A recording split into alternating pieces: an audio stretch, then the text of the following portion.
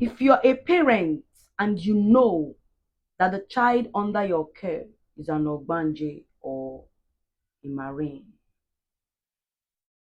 there is something I want to beg you of. Please spend all your energy and time in teaching them how to love. Train them with love. Help them to control their anger. Help them to see 1,001 reasons why they should not be angry, no matter the situation. Teach them it is not their fault. Don't always see them that they are stubborn, they need to be dealt with. If you treat them with that hand, you will regret it. You will surely regret it.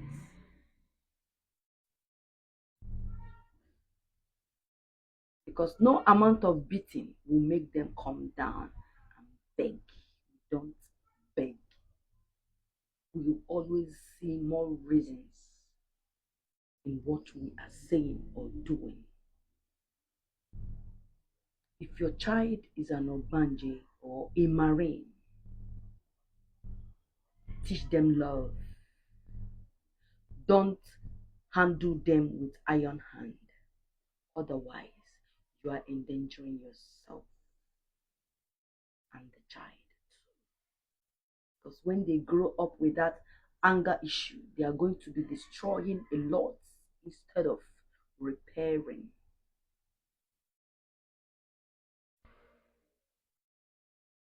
I once have a story I want to share.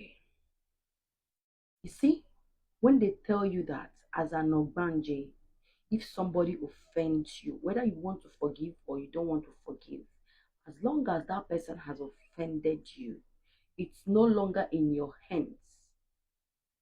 Pardon them. Most especially when you have a pronunciation about them, when you speak a word about the person that made you angry, it will surely come to pass. There is this guy. When I was in Nigeria, I was staying in a certain ghetto. After cleaning my house, I went to throw the refuse where everybody in the ghetto threw their refuse. It's like a well. They dug a pit. Inside that well, even shit. There is nothing you will not see there. Time to time, they burn it. I went to throw my refuse, and the area guys were there smoking, and most of them are my friends. I greeted them, and everyone accepted my greeting.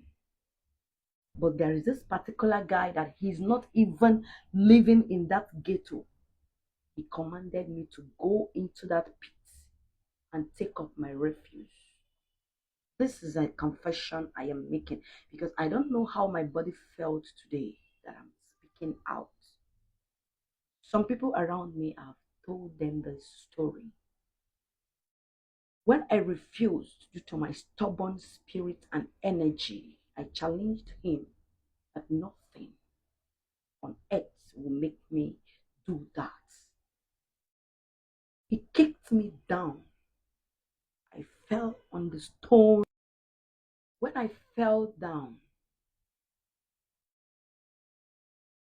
this guy picked a stick, a very big one, and started flogging me like I'm a child. And his friends were there watching him and they did nothing. Even the ones that were my friends, they said nothing to him until when he was done beating me. When he was flogging me, I said nothing. I was busy shouting and crying on top of my voice. But immediately he is done. Then I started my own. I hit my hand on the floor where I was lying and I told him, this place where you beat me is where you would die. I said it. Oh, yes, I said it. After that day, they counted it one, two, three, four, five, six, seventh day. Exactly seventh day. I went to work and I was coming back home. And ghetto around 7, 8, everywhere would be noisy. All the way from the roadside to my house, I saw nobody, even an ant, until when I get into our house. My landlady saw me immediately and called me to come to her shop. When I get there, she was like, "Did you see any police people when you were coming?" I said, "No." She said, "Did you remember the guy that beat you last week?" I said, "Yes." She said, "When you go to that place where he beat you up, you're going to see piles of stones. That guy was stoned to death not up to 30 minutes.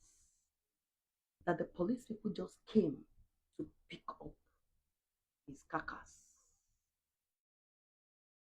This is not just a story to catch fun. This is a real life story